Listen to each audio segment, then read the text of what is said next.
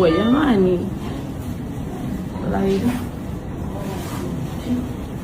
Wema Sepetu anaumizwa na baadhi ya watu ambao wamekuwa wakimlinganisha na Zuchu. Yaani baada ya Zuchu kujifungua, asilimia kubwa katika mitandao watu wengi wamekuwa wakimwataki Wema na kumwambia kwamba atazame ni jinsi gani wanawake wanapotoka kujifungua wanavyokuwa. Yaani Zuchu amechukuliwa kama mfano, namna ambavyo mwili wake umeumuka, amevimba, anaonekana kama amevimba miguu, lakini pia ukimwangalia mashavu yamejaa.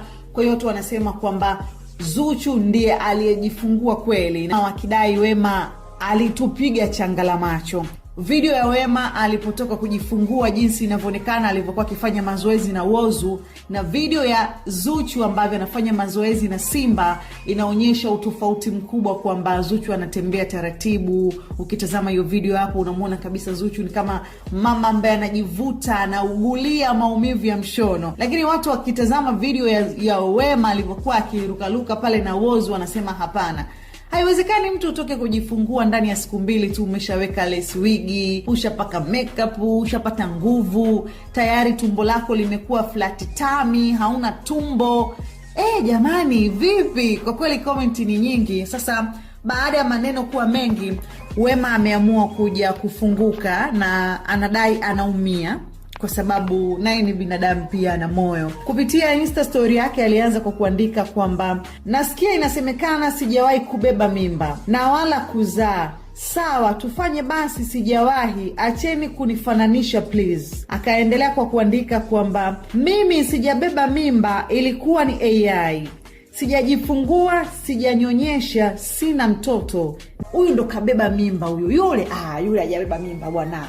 Yule atakuwa ameasili mtoto. Yule mtoto wake amebebwa kwenye tumbo la mama mwingine, kumwekea maneno mazito kwamba amenunua mtoto. Baada ya kuandika vile, alikuja akaposti, kuna mtu ambaye alimfuata, nadhani ni DM, akamwandikia kupitia Insta story yake akasema mambo hayo. Alafu akale screenshot ya yule mtu, namna ambavyo amemwandikia. Yule mtu ameandika kwamba kweli umegaramika maskini. Hakuna mshono wa kupona haraka hivyo.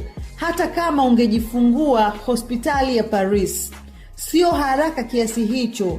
Tunajua umeadapti mtoto, sema na mashoga zako, sijui uliwapa vihela kidogo. Maana habari tunayo, madaktari walioigiza kukuzalisha wameelemewa, wakatoboa siri. Anyway, malizia kumlipa binti wa watu aliyekupa mtoto. Analia pesa mliokubaliana, sio mliomlipa. Wasanii kwa drama jamani. Huyu mtu amemfuata Wema DM akamwandikia, alafu Wema aka screenshot akaja kuposti. Baada ya watu kuendelea kumwattack na kusema kwamba watu wamuache, akasema haya, angalieni wengine wanavyoniambia. Huyu mtu anadai kwamba kuna mtu ambaye alilipwa kwa ajili ya kumpatia Wema mtoto, na kuna kiasi cha fedha ambacho walikubaliana, lakini mwisho siku kiasi kile hajapewa kama ambavyo makubaliano yalikuwa. Kwa hiyo analia. Kwa hiyo anamwambia Wema, malizia kumlipa mtu mliokubaliana akupe mtoto. Sasa Wema anachukia sana, anasema kwa nini watu wanamwataka kiasi hicho, kwamba yeye hajawahi kubeba mimba, na anadai sawa, amekubali hajawahi kubeba mimba, basi acheni ambao wamebeba mimba wabebe mimba zao, na yeye wamwache aweze kulea mtoto wake. Maswali yamekuwa mengi sana. Asilimia kubwa wanamwandikia zile message nzito ambazo hata wewe ukisoma unajiuliza huyu amewaza nini.